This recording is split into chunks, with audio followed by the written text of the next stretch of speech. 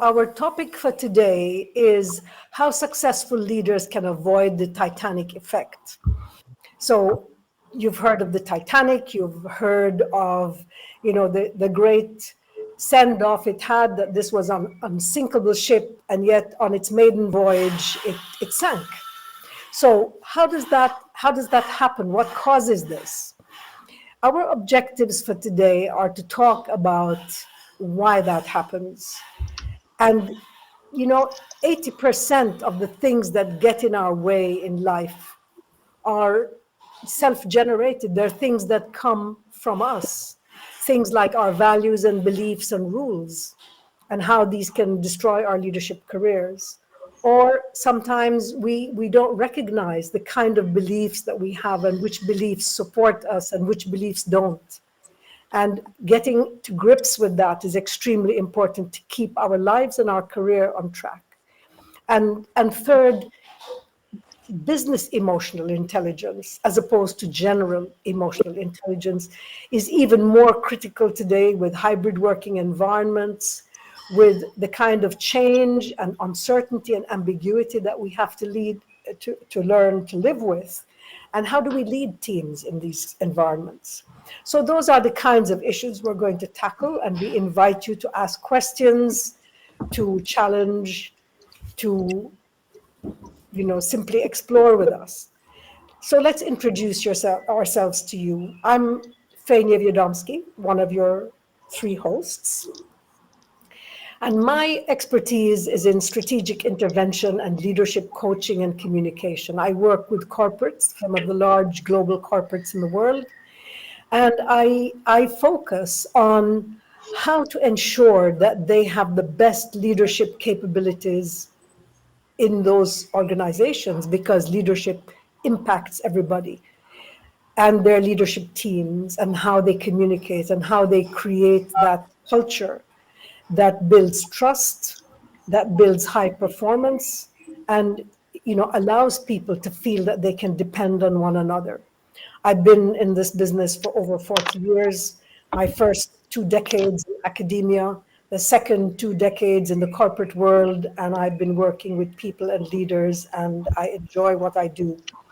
And later on, I'll tell you about the 4 journeys of leadership that I have recently developed. So thank you for joining us. Stephen? Hello, everyone. My name's Stephen Walker.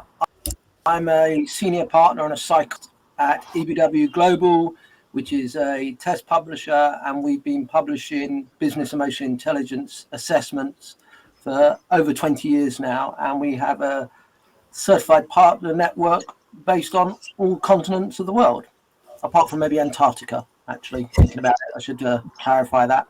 So, we publish emotional intelligence tests, and I've been invited along to give my insight into how business emotional intelligence affects the Titanic effect.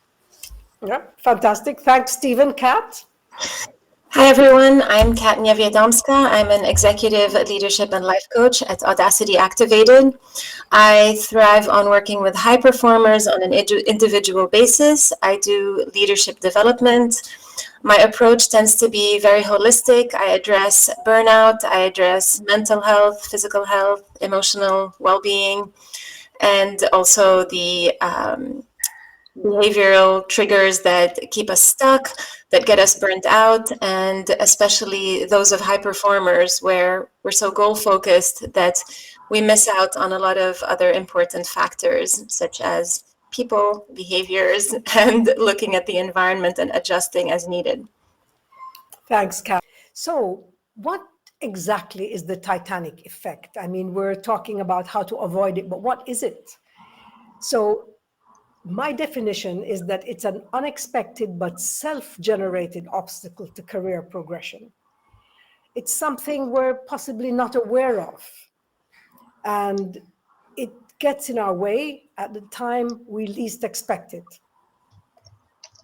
So I don't know, Stephen, you want to add something to that definition of the Titanic effect?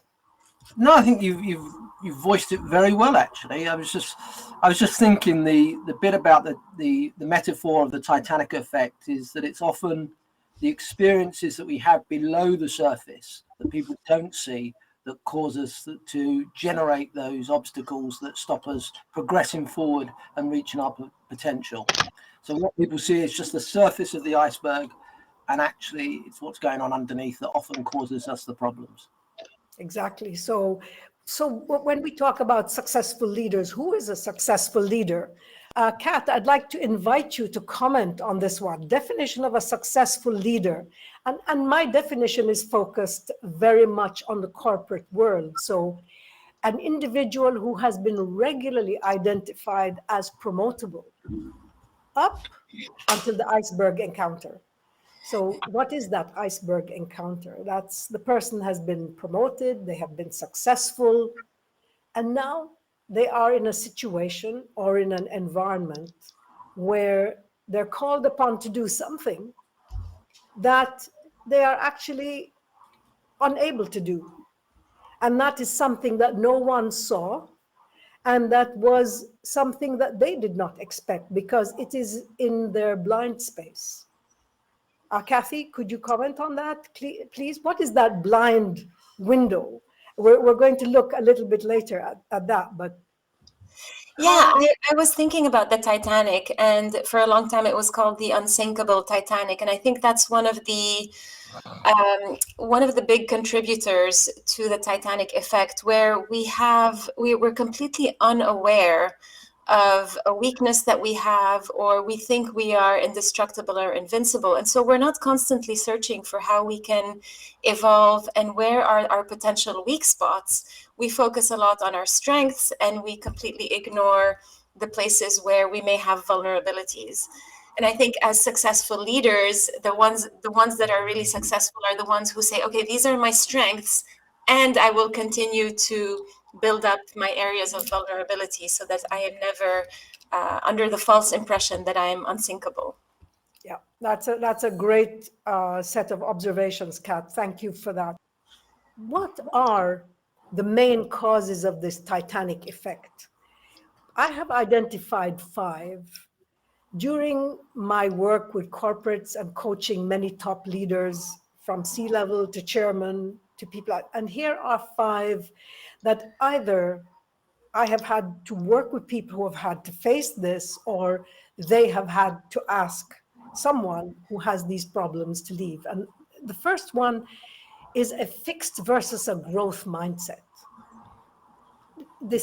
The amount of adaptability required in a certain leadership role is beyond the capability of that person. Or some of them assume that their way is the right way, that they know it right. And that's the fixed mindset. And that creates a big problem when people are unable to adjust. They're too tied to the past. So I'm going to invite Stephen and Kat to jump in at any time they want to contribute to this. I just go through the 5 and then we comment on them. The second one is the inability to build a team. Many of you have probably seen situations where you have an amazing salesperson doing a fantastic job, bringing in great numbers, and so they think, wow, this is the person who should be the next manager. And when that person is promoted to that position, they are unable to build a team because management is not the same as actually performing in the field. And when they can't make that transition, that's another Titanic effect. Number 3 is probably the most obvious one, failing to meet the business objectives, not making the numbers. And that's one that's fairly clear cut. And we won't be dealing with that because it's a result, it's a symptom of some of the others. Number 4 is the lack of a strategic perspective. People who don't have that big picture orientation. They only see their immediate functional responsibilities, and they have difficulty understanding the interrelationships and the impact that different organizations and functions, different parts of the organization have on one another. And so they fail to see the corporate objectives and the corporate imperatives and are too narrowly focused. And last but not least is interpersonal and networking, poor interpersonal and networking capabilities, people who do not have a sufficient network. Only a couple months ago, I was talking to someone from one of the largest organizations in the world, a very successful furniture manufacturer, who was saying, when I left the organization, I realized I didn't know anybody outside of my organization. That is not effective networking. So Kat and Stephen, if you want to pitch in with some examples or additional observations about these 5 major causes of the Titanic effect. Yeah, and I'll jump in and I'll talk a little bit about what I've seen with people who tend to be high performers and step into leadership roles. What I've seen happen very often is that we're very much focused on goals and we're very much focused on getting things done. And when we do that, it's very easy to miss the big picture, and it's very easy to leave team members feeling disengaged or feeling like they're not involved in some of the process. So we're so focused on getting things done, we kind of railroad our teams, or we disregard the interpersonal or networking elements of our leadership role. The task orientation takes over the people management, and it completely derails our ability to lead effectively. Yeah, I think I've got another one for you as well, which is about the lack of the big picture. And this really comes from something I'm sure Faye will touch on later, is about leading teams. And when you're a leader, so let's say you're an ops director, where does your loyalty lie? So does it lie to your operation division that you're responsible for, or does it lie in the senior management team that you're part of? So when you're being asked by your CEO to reduce your headcount by 10%, do you embrace that challenge and think, oh, that's fantastic, really like the change in opportunity I have here? Or does your loyalty move away from the senior management team, where you have responsibility for driving the organization forward, and become a protective leader of your ops division, and therefore fight tooth and nail to hold on to your headcount? And so this is a really interesting bit there about accountability and where loyalty lies as you climb the corporate ladder and your leadership career progresses. Yeah, that's an important observation. So many of you are already aware of the Johari window. It was a very nice model developed by 2 psychologists, Joseph and Harry, in 1955. And the value of this is just to remind us that we don't know ourselves as well as we think. That open window where we know and others know us is just one part of our personality.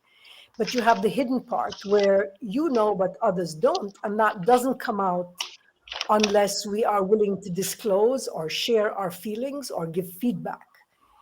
The third part is the blind window, and that's the riskiest one, the one where we don't know. We don't see these things about ourselves, but it seems very obvious to other people. And unless we are ready to receive feedback, that blind window stays quite large. And the larger it is, the riskier it is to our future. The fourth window, and probably one of the most important ones for growth, for those people asking questions about growth, is the unknown. That is our potential that hasn't been tapped, that hasn't been tried. And very often it is when we face adversity or really difficult choices in our life that we get insight into potential that we never knew we had. Or the blind window has the things that are the hidden icebergs that we need to discover before we collide with them. Here is a conversation that I actually had with someone in a corporate setting. This is a large organization where they manufacture equipment. And they had gone through a transition, and the whole cultural environment was changing. And one of the big challenges that this organization was going through is, because they were bringing 2 different cultures together, is competition for control. Who remains in control?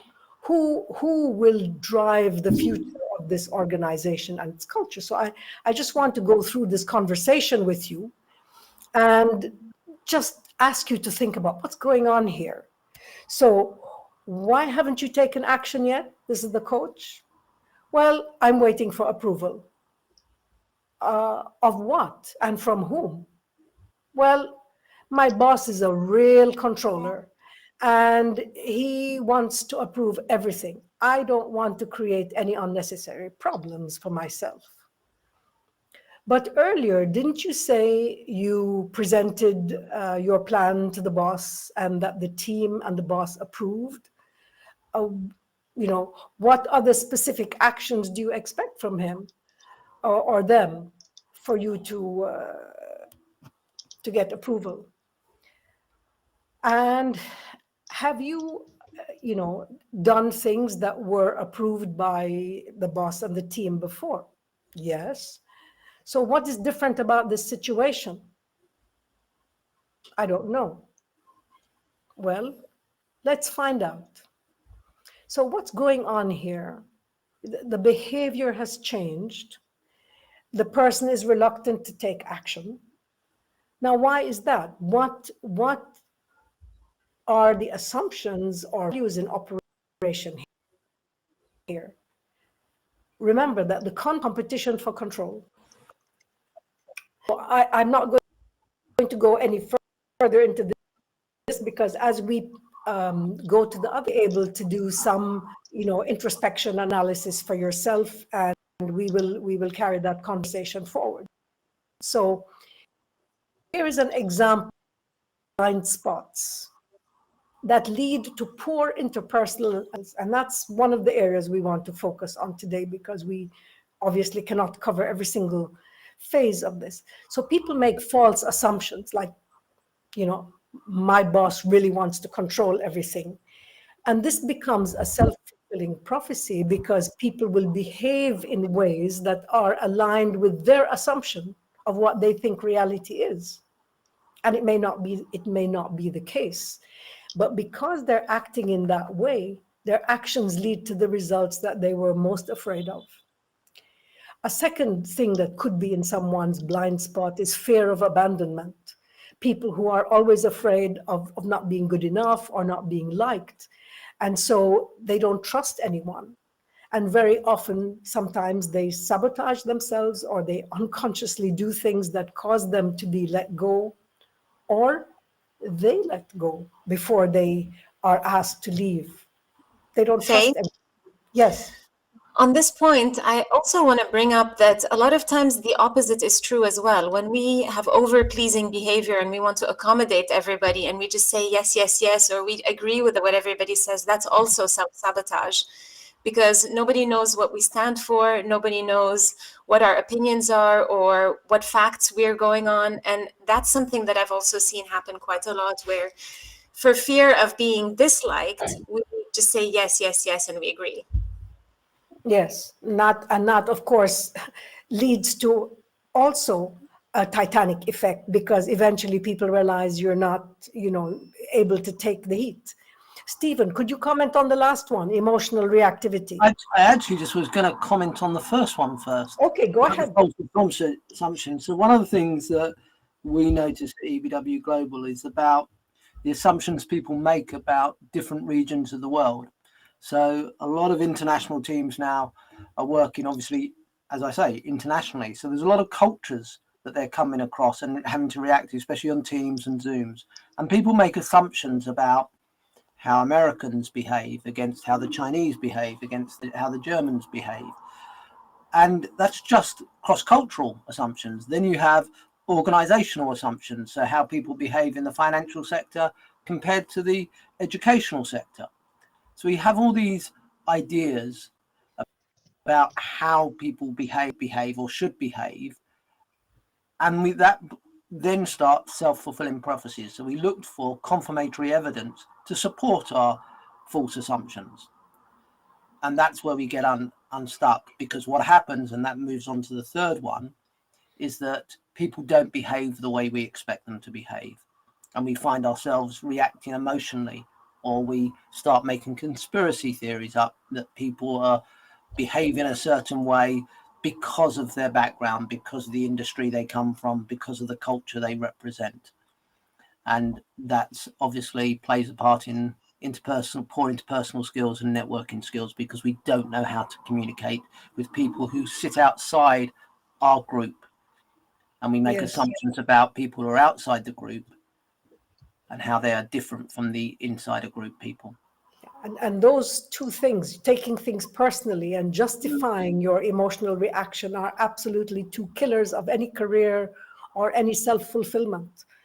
So here's an example of a possible configuration. And this is something real. I have encountered many leaders with exactly this type of set of needs and values and beliefs and rules. And I just want to give a very quick explanation of what a need is.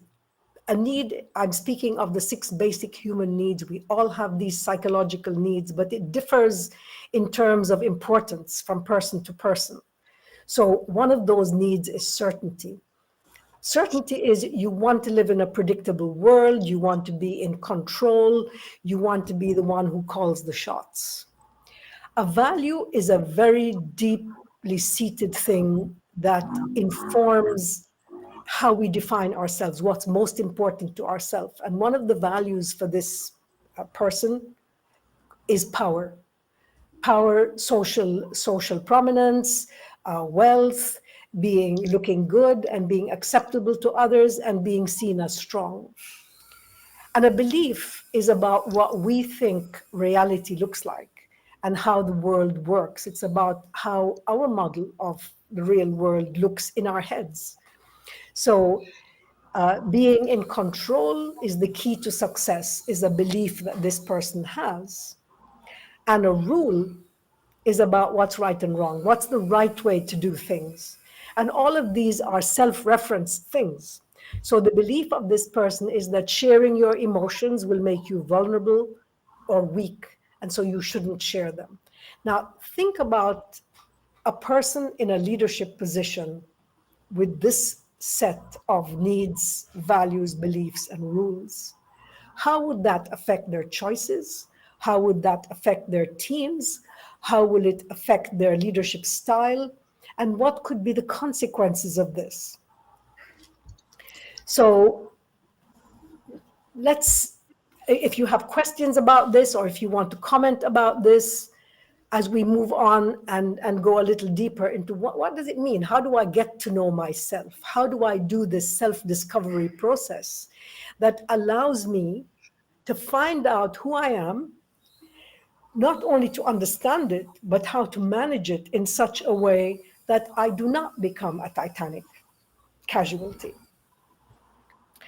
So here I'd like to invite Stephen to elaborate on what is the difference between intrapersonal, getting to know yourself, and interpersonal, getting to know others, and how does this affect us in a world where we're not just by ourselves, but in a corporate world, we need to manage ourselves and we need to manage our teams, our associates, our networks.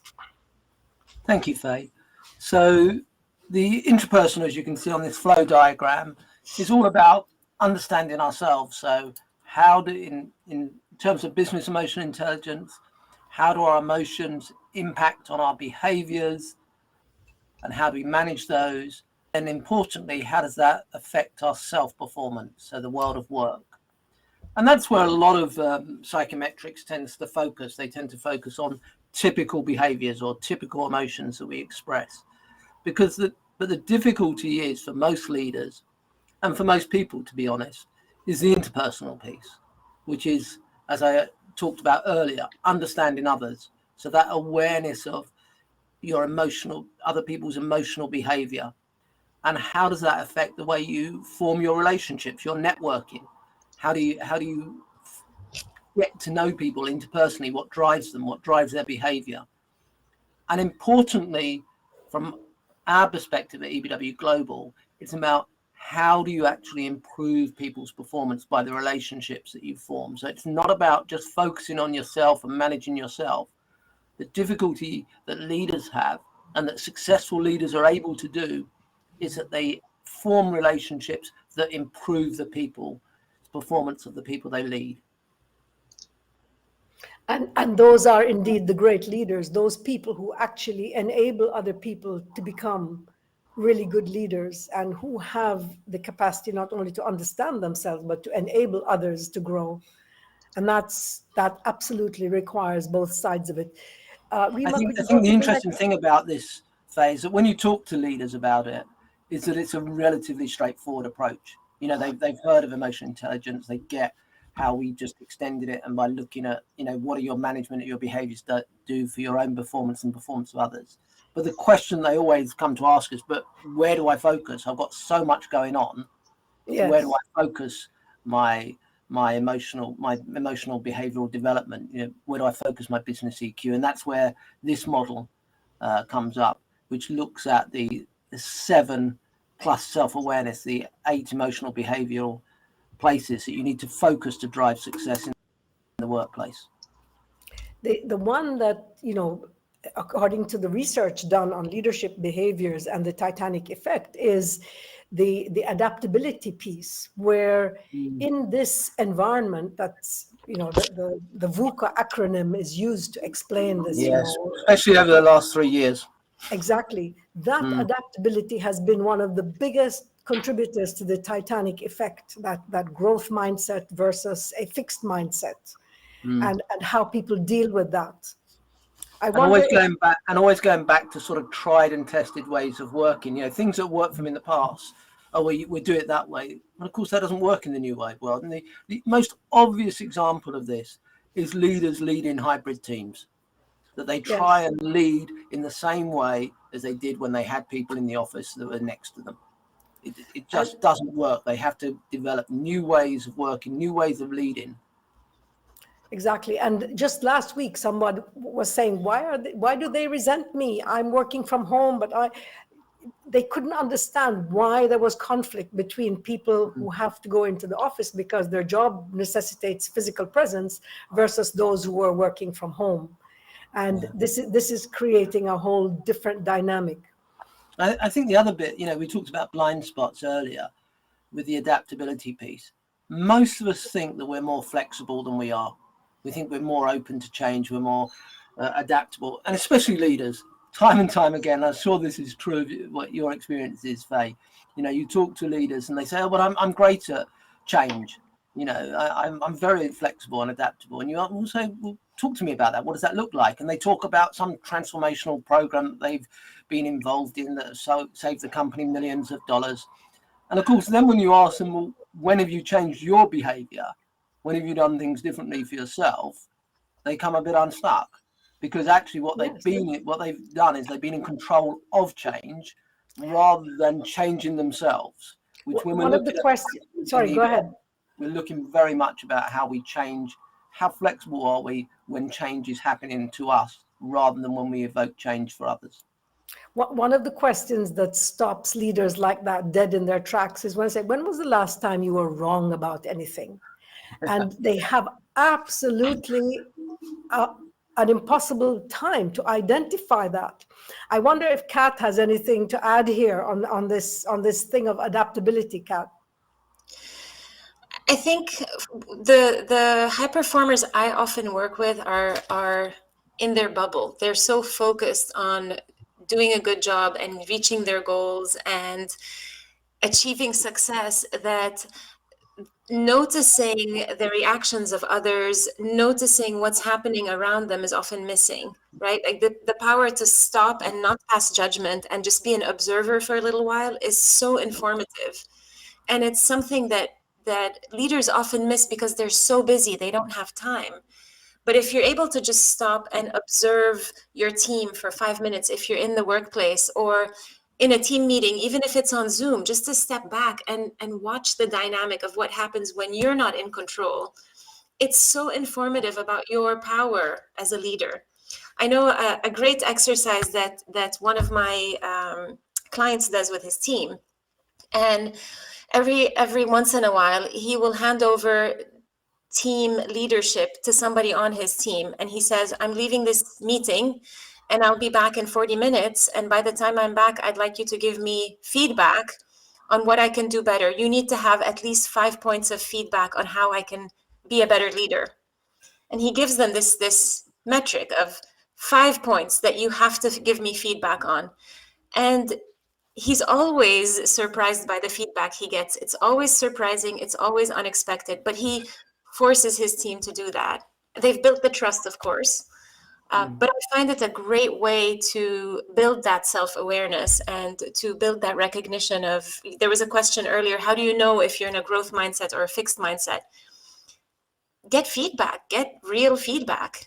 Exactly. Exactly. That's a great example, Kat.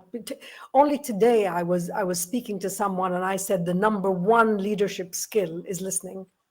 Leaders are poor listeners, and people forget that we listen with our eyes. Listening includes close observation. It includes paying attention to the choice of words people have, and that listening, observing, questioning, understanding, confirming is the only way to become a truly successful leader. And the other derailer that we might focus on today is leadership styles. I mean, what is a good leader? Is there a one recipe, or is it something that is more complex than just a one string guitar where you only know to play one tune? So the one of the 5 reasons for the Titanic effect is people who have a commanding style, who get promoted to a team where their peers are far more senior than anything that they've had before. So their team members are almost like peers. And if they try to use that old leadership style that used to work for them with people who are more compliant or more junior, they get pushback, and they really have a challenge dealing with that. So I'd like to ask Stephen to explore this leadership styles, and is there one way? Is there a correct way? Is there a right way? So maybe we could go to the next one. Yeah, I think when we start talking about leadership and is there a correct way, I think if anything, the last couple of years has shown you that there isn't a correct way to lead. Different situations and different contexts requires different leadership styles and different leadership strengths. I mean, Blank talked about this back in the 70s, I think it was originally, about the need for situational leadership. And now, you look around the world and there's definitely new leadership models appearing. So you have things like servant leadership that, all right, it's been around for, I think, 25 years now. But more recently, there's been conscious leadership, which is about leading with conscience. But what we actually like using at EBW Global is Goleman's leadership styles. So he did some work back in the early 2000s, and he wrote a book, actually, people might have read it, called Primal Leadership. And he identified 6 leadership styles. And the reason why we like this model so much is that it's relatively simple. We can show it to leaders and we can say, look, this is your most authentic leadership style, or this is how you appear to others. And this is what you need to do to leadership style. So here on the screen, I think people can see you've got the visionary leadership style, and then you've got the coaching leadership style. And if you just have a quick look at it, you can see there are some differences. And the most obvious one there is the decisiveness. So on the visionary leader, you've got people there who like to shape the decisions and show people what the direction of travel is, as opposed to a coaching leader who is about empowering others. So their decisiveness is in a very different place on that decision-making scale. It's about understanding other people's drivers for decisions and asking them the right questions and empowering them to make decisions. And if we just go on to the next slide, Rima, you'll see another 2 leadership styles. And here you've got the affiliate leadership style, which is all about empathy and sharing and working with people and coming to a more consensus way of working. Whereas the democratic leadership style is a little bit more structured in its approach, in terms of, we do want people to work together, but we're going to go with what the majority wants. And then finally, which is with the one that Faye was talking about on the next slide, is this idea of command leadership and pace setting leadership. The commanding leadership is used a lot in the military, to be honest. Do it this way, this is the way we're going to do it. Very hierarchical, very controlling. Especially in emergencies, really powerful. You're not going to be coaching people out of an emergency. You need someone to step up, take control, and say, this is the direction of travel, and this is the way we're going to do it. And the pace-setting leadership, there's a really good example of that. If people have ever watched the film about the shuttle, the space flight, Apollo 13, I think it was. I may be wrong on that, where they got stuck up in space and they were running out of oxygen, and the ground control crew had a very short window to actually remake a ventilation system for them, a way of creating oxygen in space on the shuttle. And the leader there's a great scene in the film where he lays down exactly what the steps are for them to deliver on the objective. And it's a really good example of pace setting leadership, where there's very clear goals, steps, and where the direction of travel is, which is very different from the commanding leader, which is just like, no, do it now. Yeah. Right. So what we see here is there isn't one size fits all. Yeah. And the best way is for us to get to understand, to know ourselves, to know how our values, beliefs, and rules can elevate or destroy our careers, to understand what beliefs we have that empower and what are the ones that disempower, and to become really well informed about business EQ and understand how that can enable us to become really good leaders. So I'd like to leave with some tips on how to avoid the Titanic effect. So here are 5 ways in which we can escape the Titanic effect. Number 1 is get to know yourself very well and become aware of and manage your internal dialogue. We all talk to ourselves, and many of us don't pay attention to what we're saying, and that's really critical. Understand what you're saying, understand how that needs to be rephrased, reframed, reorganized. Number 2, build your interpersonal and influencing skills. There is nothing more valuable to you than this in terms of being a human, and in terms of being a leader, and in terms of being a manager. Number 3, become the best leader you can be with business EQ. Build people, create other leaders. Don't be afraid of competence. Number 4, ask for and listen to the feedback themes that you keep getting, the ones that keep repeating, the ones that you hear from different people at different levels, the ones you hear from your children. They're very honest with you usually. And number 5, seek the support of a qualified business EQ coach if you can do that. So maybe Stephen, Kat, add a few comments before we wrap it up, and maybe look at some of the questions we have. I think the interesting thing about the self-talk is that a lot of the self-talk that we actually listen to is a negative self-talk, and I'm sure Kat can talk about that and her experience with her clients. Yeah, absolutely. The negative self-talk is so damaging, and I heard somewhere that for every negative thought, you need to have 5 positive ones to counteract them, or at least 3, but a maximum of 12, interestingly, because then you're overly positive. But the last thing I wanted to say is that the further you move up, the stronger your influencing skills need to be, the less the focus is on getting the task done, and the more focus is on the awareness of the people around you and empowering your people to be great. I feel there's no clear measure for success. There's no right way to be a leader, but the best way to know is to see if your team is happy and you're reaching your objectives.